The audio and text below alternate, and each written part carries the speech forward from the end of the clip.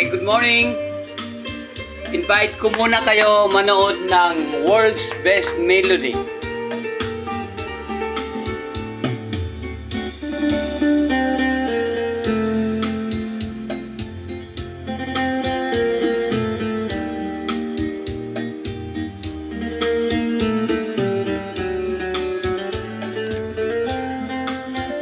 Okay.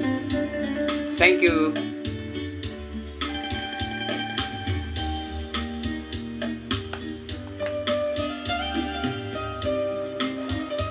Ang aking thumbnail ngayong araw sa aking Living with Flirt, ipapaliwanag ko anong ibig sabihin ng flirt. F-H-L-I-R-R-H-D.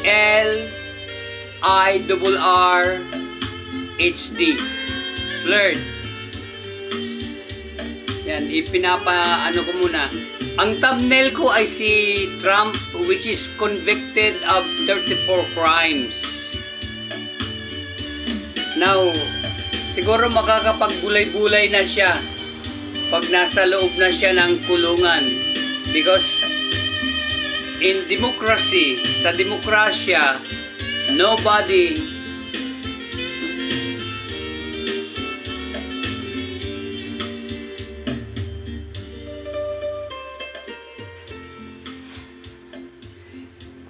is above the law.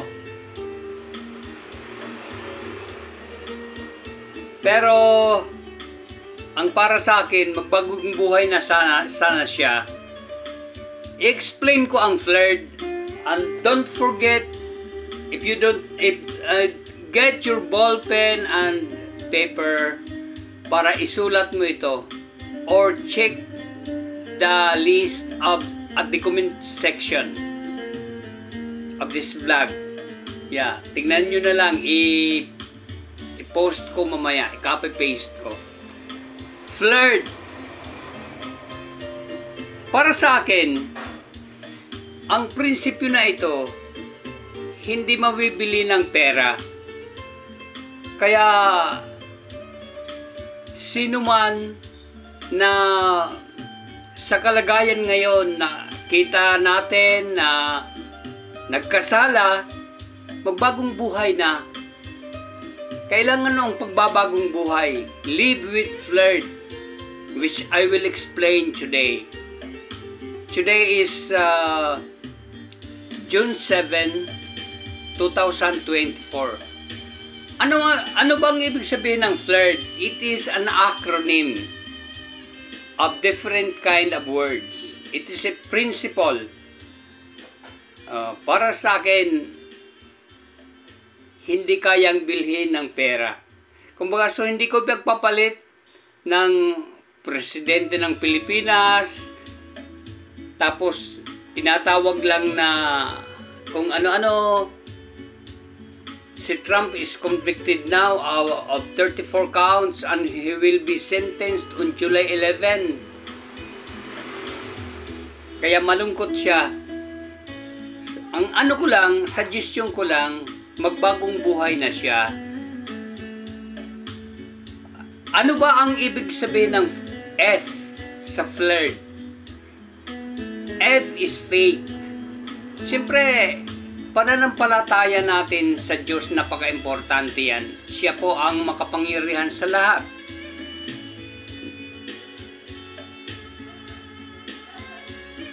It is faith. Number one. Now, what is H? Kasi sa flirt may H. H is hope. Yung pag-asa ba natin sa makapangyarihan sa lahat, sa mga hinirang niya, na dadalhin tayo sa bayang banal pagdating ng ating Panginoong Jesucristo. There is a second coming of Jesus Christ. Yeah. Kung kayo ay nasa labas ng iglesia, pumasok po kayo. Parang arka ba ni Noe? Noong babaha ng gunaw, pinagsabihan ni Noe ang tao na sumakay na sa daong. Ayaw ng tao. Pinalitan na lang ng Diyos, ang mga hayop na lang ang pinasakay. Isang pares. Pag halimbawa kalabaw, isang babae, isang lalaki. So faith is very, very important. Hindi kaya yung bilhin ng pera. Kayamanan mo yan na sumampalataya ka sa iisang tunay na Diyos. So pagdating ng kanyang bugtong na anak, ang Panginoong Kristo, ay isasama ka niya kung ikaw ay hinirang niya. Ibig sabihin kung ikaw ay nasa loob ng Iglesia ni Kristo na nagbabagong buhay. So faith, sa flirt, yan ang F, faith. Ano naman ang H? Ang H ay hope, pag-asa. Yan, saan ka dapat umasa? Ang iba, umaasa sa mga politiko na mababago ang buhay niya. Pero kung umasa ka sa tao, nagkakamali rin yan. Nagkakasakit. Para sa akin, umasa tayo sa Diyos. Siya ang makapangyarihan sa lahat. Hindi siya nagbabago. Mapagmahal siya. Now, what is L? L is love. Nagsulat na ibigin mo ang Panginoong mong Diyos ng higit sa lahat at ibigin mo ang iyong kapwa kagaya ng pagmamahal mo sa iyong sarili. So that is love. So kung nabubuhay tayo, kung nagbabagong buhay tayo at nabubuhay tayo sa mga ganitong prinsipyo, di ba masarap ang buhay? Ako kahit ako na-stroke, ini-enjoy ko pa rin. Naglakad ako kanina. Tapos may nakita ko rin pagkain. Kumain ako. Nag-almusal pa. Now, that's love. FHL. Faith, hope, love. Para ma-memorize natin. If you forget what I said, kung makalimutan mo, pwede mo ulitin ang video na ito. Hindi ko naman habaan. At anuhin mo ang dolo. Kasi ang dolo nito is D. Ano ba ang D? So, ang sunod nito ay I. I is integrity. Kung ikaw ay empleyado, kailangan may integridad ka. Na ikaw ay gumagawa ng dapat gawin, huwag ka magsasayang ng oras, kahit hindi ka nakikita ng amo mo. Magtrabaho ka, mag-isip ka ng dapat trabahoin muna. Integridad, napaka-importante. That is the highest form of honesty. Integrity. Living in flirt ay may kapayapaan ka. Ay, gup muna ako ng kape. Ang kape ko, hindi naman daw masama ang kape, wag lang susubra sa 4. Pero first coffee ko ito. This is black coffee of oregano with birch tree. I'm sorry, hindi birch free birch tree. Dati pag napanood ko sa commercial, birch free ang ang pagkaintindi ko. Birch tree pala. Okay, let's go to the next. Letter R. What is R? R is for respect. Respeto. Importante ang paggalang. Kahit mga anak natin, igalang natin sila. Kaibigan, igalang po natin sila. Kada isa sa atin mayroong opinion.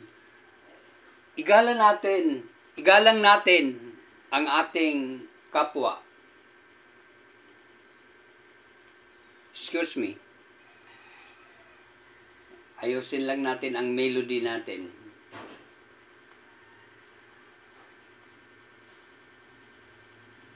Make today so good with Australia's #1 non-dairy milk brand. Ayan. Respeto, nasa R na tayo. I'm explaining the acronym of FLIRT. Mabuhay tayo. This is an emotional life. Ang vision ko is I'm living with FLIRT. Itong ina-explain ko, which I promised yesterday, na-explain ko ito. I'm living with FLIRT, debt-free, healthy, and wealthy. Kung may pangarap tayo na yumaman, isulat mo na kung magkano ang gusto mo. So that's my vision. Ang sunod na R is reputation. Paano mo ba ipapakilala ang sarili mo una sa'yo? Ang reputasyon mo. Ako ang negosyo ko is scrap. I want to help recycling kasi ang papel, nare-recycle yan. At ang mga recycled na papel ay malaking tulong sa mga magulang. Lalo na pagpasukan ng mga bata, ng mga anak nila.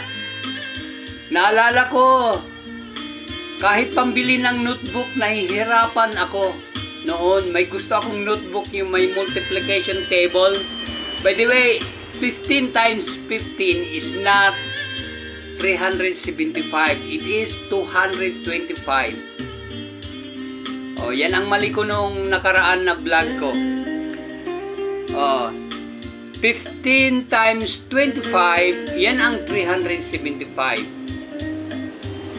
So, reputation is very important. Di ba masarap na tingnan ka ng tao na maganda ang reputasyon mo? Kung nagsalita ka, kailangan panindigan mo. Panindigan mo. Kung so isang salita ka lang, na you have one word. You're a man of your word. And you are a man of wisdom. So, yan naman ay intellectual life. Now, we are talking about EQ. Emotional quotient, not IQ. Ngayon, sa FLIRT na ito,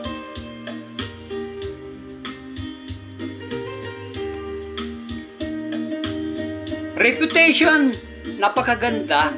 Pag magandang reputation mo, hindi ka mabibili ng pera. Dati nung sugarol ako, gusto ko ang pera na sa akin. Hustler ako eh. Pero binago ko yan, binago ko ang buhay ko. Maaari may depekto pa, tulad nito na stroke ako. May mental block pa ako. Memory block. Memory block. Memory gap.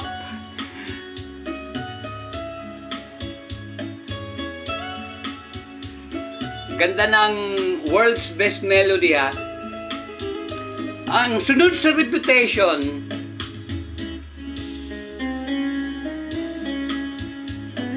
ay honor. H, honor, yung karangalan.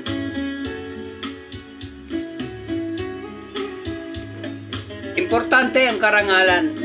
Hindi ako sa bayan namin, sa Hinabangan. One time, nag-attend ako ng birthday party ng classmate ko, si Ara Babon. Nandun ang mga classmates ko.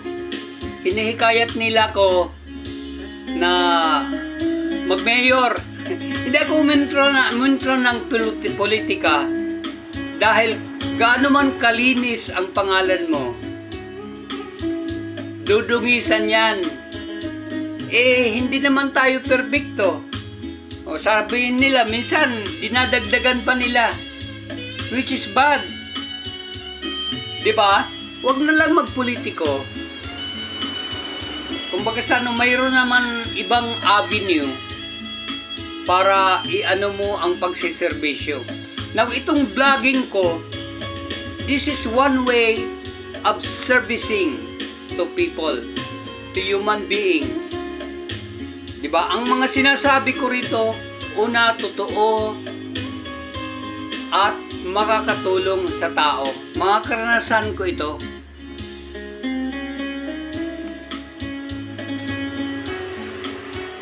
Now, we are going to letter D. Sinabi ko kanina na sana abutin nyo yung letter D.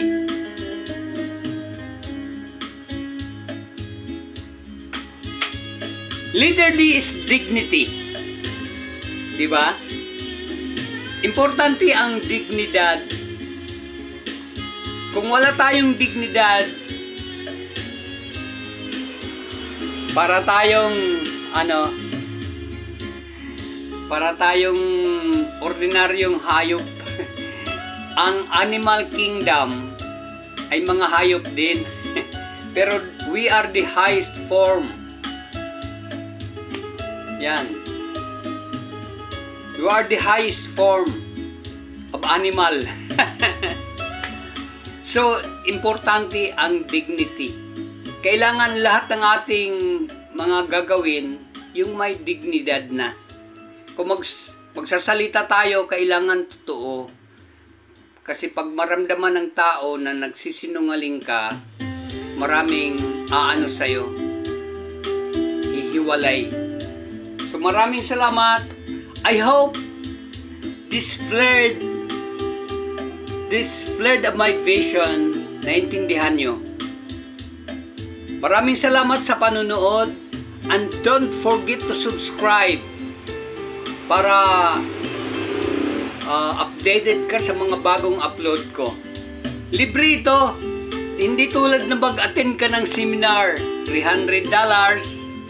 Magkano ngayon ang dollar? 56 pesos o 57. Ngayon, libre ko ito ibabahagi sa inyo. Ako na lang ang mag-a-attend. Manood na lang kayo at makinig. Thank you, and don't forget to share. I-share po ninyo sa mga kaibigan nyo. Para pagdating ng araw, pag monetize natin itong mga vlogs ko, makakapagpa-raffle ako. Pero mo, nanonood ka lang, makakapera ka.